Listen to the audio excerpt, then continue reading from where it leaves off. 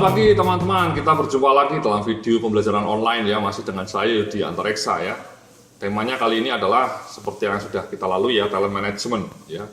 Jadi dalam video-video sebelumnya kita sudah bicara mengenai ini ya, identify critical positions, kemudian tadi potential talents-nya dengan assessment center atau dengan manajemen kinerja berbasis KPI.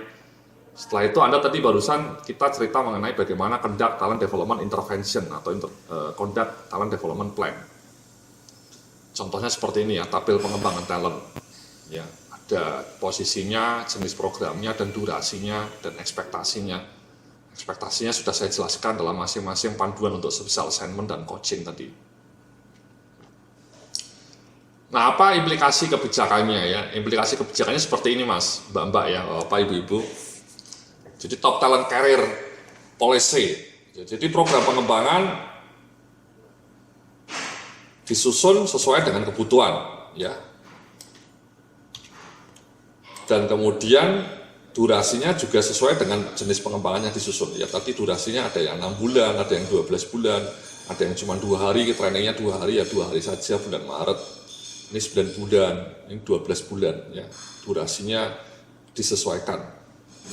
Seluruh program pengembangan harus dilaksanakan dan ekspektasi program terpenuhi. Ya, jadi ketika kita menyusun program kayak gini, semuanya harus dilaksanakan dengan konsisten, dengan istiqomah. Dan ekspektasinya terpenuhi. Ini tugas HRD mengawal semua ini sekali lagi. Memantaunya tiap bulan, yang melelahkan itu perjalanan yang berdarah-darah ya, berjibaku. Tapi ya emang kalau mau maju seperti itu Mas, Mbak-mbak ya, Bapak, Ibu-ibu. Nah, jika top talent telah selesai menyelesaikan program pengembangan dan semua ekspektasi program terpenuhi, ya, telah menyelesaikan program pengembangan dan semua ekspektasi program terpenuhi, maka ia selayaknya dipromosikan ke posisi yang lebih tinggi atau posisi yang telah disiapkan untuk dirinya. Ya, jadi ini sebenarnya sekali lagi nih Marina, John Pambudi, Margono ini kan orang-orang andalan masih unggulan. Dia disaring dari proses yang ketat melalui assessment center, melalui penilaian kinerja, masuk program pengembangan talent. Digembleng selama 12 bulan mungkin, atau bahkan bisa lebih 18 bulan, digembleng terus, dipantau. Nah, nanti setelah programnya selesai selama 12 bulan misalnya, ya, sebaiknya Marina Natasha ini sudah harus siap dipromosikan ya ke posisi lain, mungkin senior sales manager atau national sales manager. Demikian juga dengan John Pambudi, dengan asumsi, dengan syarat bahwa semua program pelatihannya, program pengembangan ini dilakukan dengan konsisten, hasilnya sesuai ekspektasi.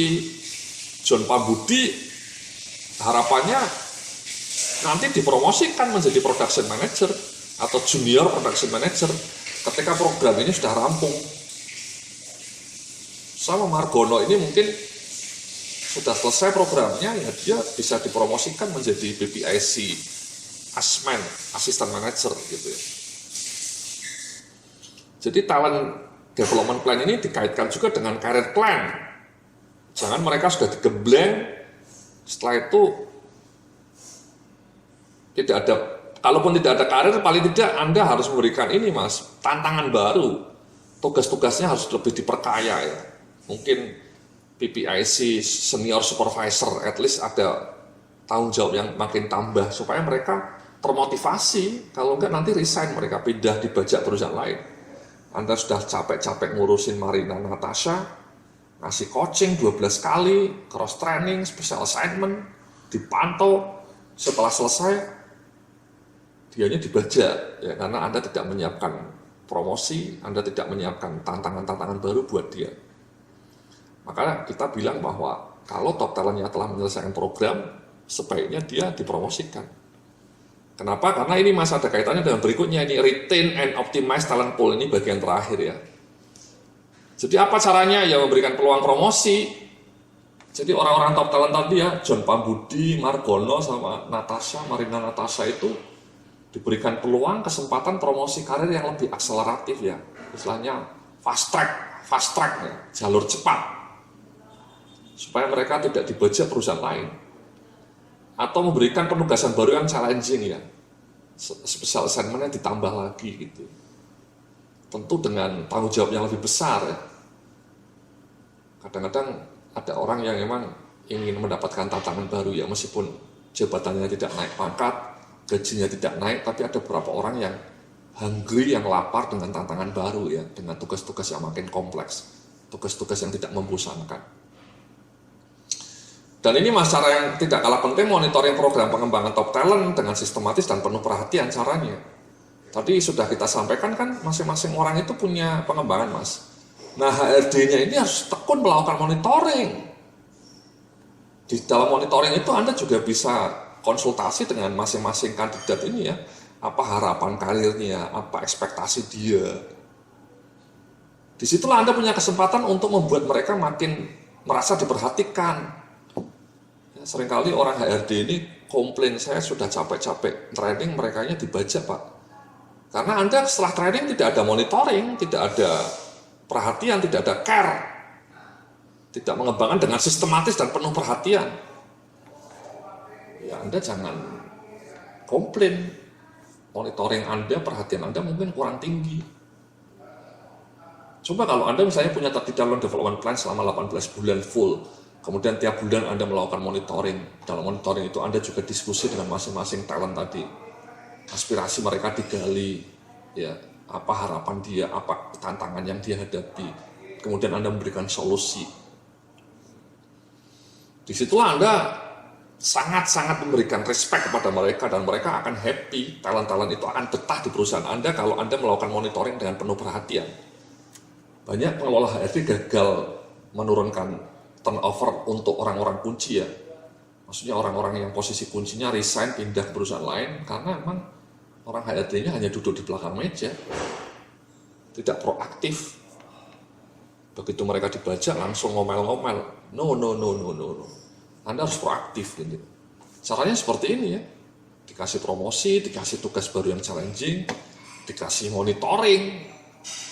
Sehingga orang-orang penting, orang-orang hebat ini ya, Marina, John Pambudi, Margono ini, orang-orang kunci ini bisa tetap loyal dan mereka terus dikembangkan sehingga mereka kelak bisa jadi direktur ya. John Pambudi ini mungkin someday bisa jadi direktur produksi ya. Margono mungkin bisa jadi direktur, katakanlah direktur produk, direktur pengembangan bisnis misalnya, atau Marina Natasha menjadi direktur sales and marketing. Karena Anda melakukan proses pengembangan dengan sistematis ya, tidak serampangan ya, dengan komprehensif dan diperhatikan. Nah, bagaimana mengawal ini ya? Ini semua memang tidak mudah Mas ya, Mbak-mbak ya. Orang HRD-nya harus tangguh, harus cerdas juga dan harus gigih ya. Gigih menyiapkan tadi semuanya ya. Tadi ya, panduan kebijakannya, semuanya ya. Tadi yang saya berikan itu ya. Sehingga talent pengembangan ini berjalan dengan sempurna, dengan baik, dengan optimal, dan John Pambudi, Margono, Marina Natasha 5 atau 10 tahun yang akan datang mereka semua bisa menjadi direktur ya. Tidak ada yang lebih membahagiakan bagi seorang HRD manager ya, bisa mendidik karyawan Anda sehingga mereka menjadi orang-orang hebat. Oke, sementara Andanya sendiri jadi apa Mas ya, Mbak ya, Andanya mungkin jadi direktur SDM lah mudah-mudahan ya Mas ya, Bapak Ibu ya, atau direktur utama kalau perlu saya doakan itu dari Mas Yodia ya, semoga Anda suatu saat menjadi direktur utama. Oke, terima kasih ya, nanti kita lanjutkan dalam video berikutnya ya. Salam sukses, penuh keberkahan.